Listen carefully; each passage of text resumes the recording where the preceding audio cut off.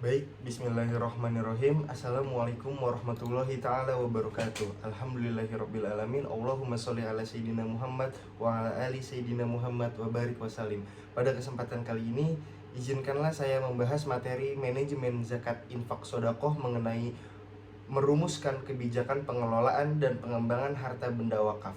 Yang saya hormati Bapak Dr. Haji Herman Esos IMAG.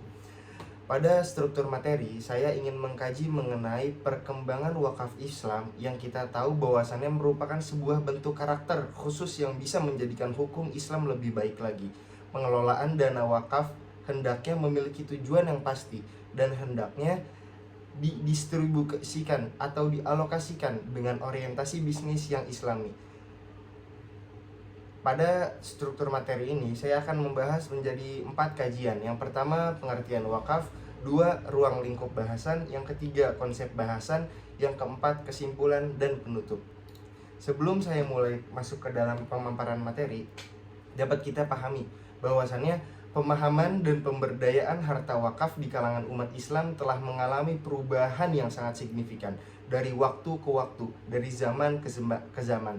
Perkembangan wakaf produktif pun semakin berkembang dengan komprehensif yang bertujuan untuk mengembangkan ekonomi untuk kepentingan sosial masyarakat. Karena itu, umat Islam telah menemukan wajah ekonomi yang baru yang muncul dari wakaf tersebut. Contohnya dengan cara mendirikan yayasan atau lembaga pengembangan ekonomi berorientasi pada pelayanan masyarakat. Ini menunjukkan betapa pentingnya pemberdayaan harta wakaf produktif untuk meningkatkan ekonomi umat. Masuk ke dalam pembahasan pertama mengenai pengertian wakaf. Dalam manajemen ZIS, wakaf kita sudah tahu tentunya bahwasannya menjadi sebuah ibadah yang bercorak sosial ekonomi yang cukup penting.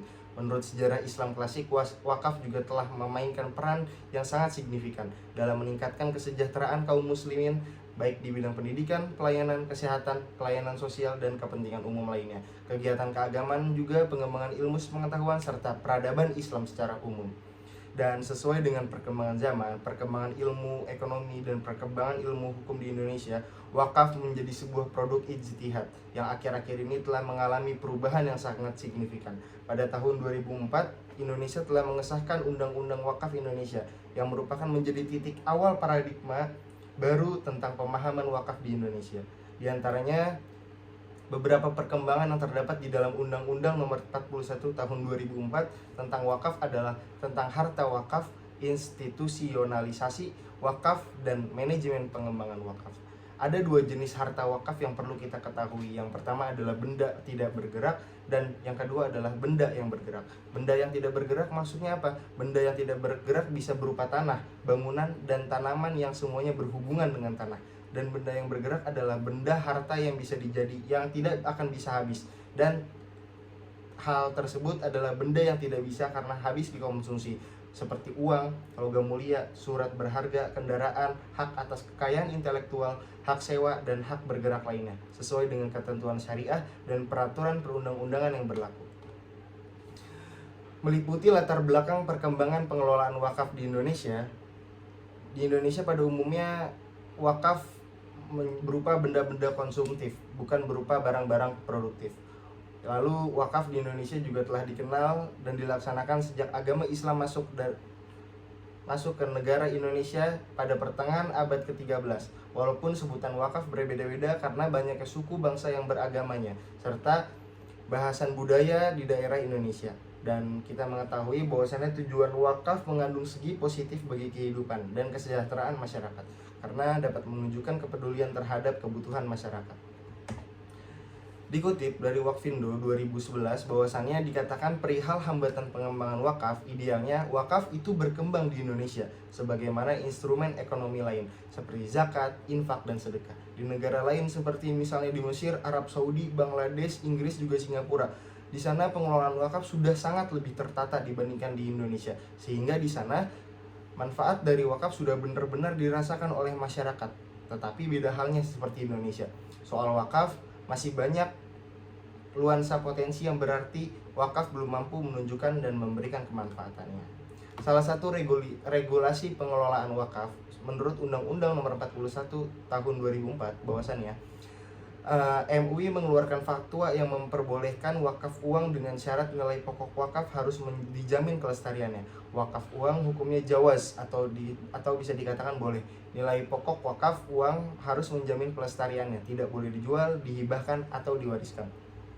Jadi hal yang pasti tentunya dari wakaf, bahwasannya wakaf harus diproduktifkan dulu sebagaimana pengelolaannya hingga menghasilkan keuntungan. Selanjutnya hasil keuntungan tersebut dialokasikan kepada yang berhak menerima.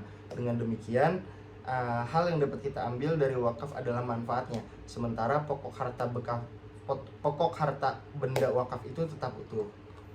Ada dua pengelolaan wakaf. Yang pertama adalah harapan dan hambatan.